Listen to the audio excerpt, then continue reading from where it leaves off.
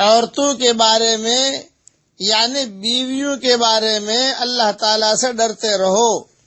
صحیح مسلم میں حضرت جابر رضی اللہ تعالیٰ عنہ سے روایت ہے کہ رسول اللہ صلی اللہ علیہ وسلم نے حجۃ الوداع کے خطبے میں فرمایا، لوگو عورتوں کے بارے میں اللہ سے ڈرتے رہو، تم نے اللہ کی امانت سے انہیں لیا ہے اور اللہ کے کلمہ سے ان کی شرمگاہوں کو اپنے لیے حلال کیا ہے۔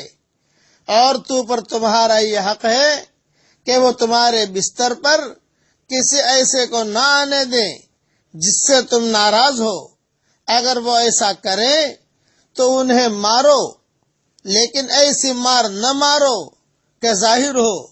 لکڑی سے نہ مارو اور پستول سے نہ مارو، ڈنڈے سے نہ مارو، بلکہ کچھ ایسا حرکت ہو جائے تو کوئی ایسی ترتیب کرو کہ وہ سمجھ جائے عورت۔ اپنے رومال سے مارو، مثال دے رہا ہوں، یا مسواک سے مارو، ظاہر نہ ہو۔ یہ ہے، اس لیے کہ خالی مارو کا جملہ شوہر یاد کر لیتے ہیں تو دھڑا دھڑ مارنا شروع کر دیتے ہیں، یہ نہیں، جائز نہیں ہے۔ اور پھر یہ فرمایا ایسی مار نہ مارو کہ ظاہر ہو۔ ان کا تم پر یہ حق ہے کہ انہیں اپنے طاقت کے مطابق کھلاؤ، پلاؤ، پہناؤ، اڑاؤ۔ ابن کثیر سے یہ روایت لی ہے، اور میری بکھرے موتی میں بھی یہ روایت موجود ہے، جلد دوم صفحہ 135 پر۔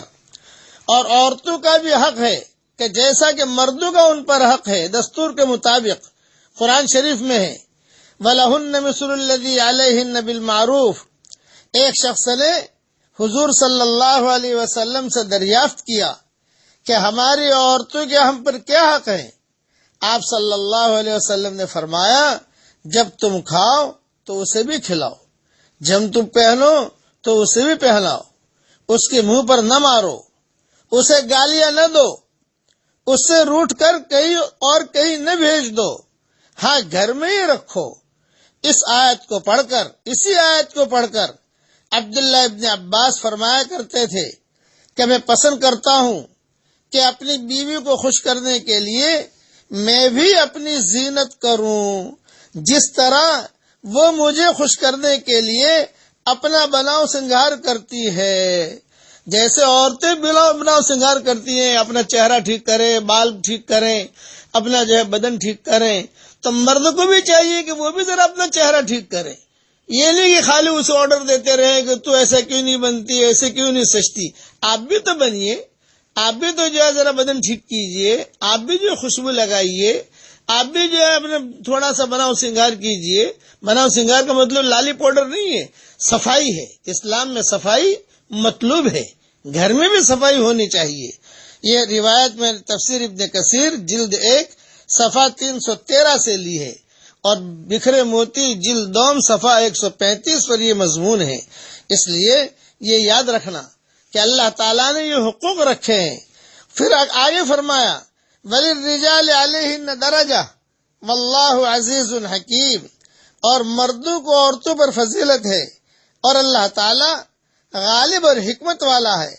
پھر فرمایا کہ مردوں کو ان عورتوں پر فضیلت ہے جسمانی حیثیت سے بھی، اخلاقی حیثیت سے بھی، مرتبہ کی حیثیت سے بھی، حکمرانی کی حیثیت سے بھی، خرچ اخراجات کی حیثیت سے بھی، دیکھ بھال اور نگرانی کی حیثیت سے بھی، غرض دنیاوی اور اخروی فضیلت کے ہر اعتبار سے مردوں کو عورتوں کے اوپر فضیلت ہے۔